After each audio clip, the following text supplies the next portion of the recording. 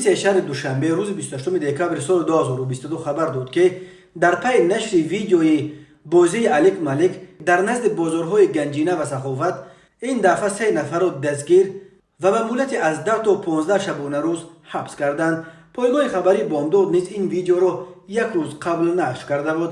مرکز مطبوعات ملیسیای پایتخت تاجیکستان گفت قماربازی یا به اصطلاح مردمی الیک مالک پدیده نامطلوب و غیر قانونی است که بعضا در کوچه‌های پایتخت اساساً در نزد بازارها و مکان‌های جمع‌شوی آدمان به چشم می‌رسند. گرچند کارمندان مقامات ملیس پیوسته رید و عملیات‌های سنجشی گذرانیده چنین افراد را به جوابگری جلب نمایند هم، ولی برخلاف طلبات قانونگذاری عمل نموده باز تکرارا به این عمل مردم فریبانه مشغول می‌گردند. با مقصد پاره ریشه‌کن نمودن این کردار نامطلوب و به نوبت گرفتن و درخواست و پیشنهادهای شهروندان توسط شبکه‌های اینترنتی در اساس دستور و سپارش‌های رهبرت مقامات ملیسیای پایتخت در حدود شهر دوشنبه رید و عملیات مخصوص راه‌اندازی گردیده ایستاده است. از جمله در جریان این عملیات سنجشی 3 قمارباز شهروندان یونوسف سمندر سفرعلیویچ سال تولدش 1995،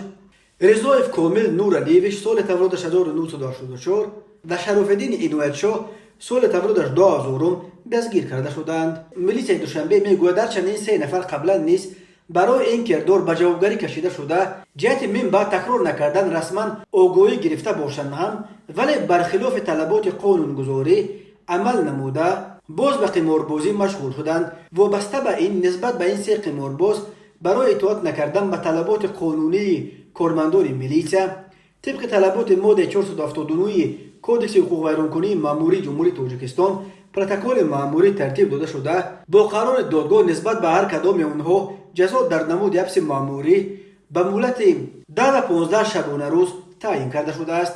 با در نظر داشت دولت مذکور ریاست کارهای داخلی شهر دوشنبه از همه ساکنان و مهمانان پایتخت خواسته است که در صورت شاهد چنین حادثه گردیدن توسط تلفن نوار یا عکس گرفته جهت بررسی به ملیسا ارسال نمایند.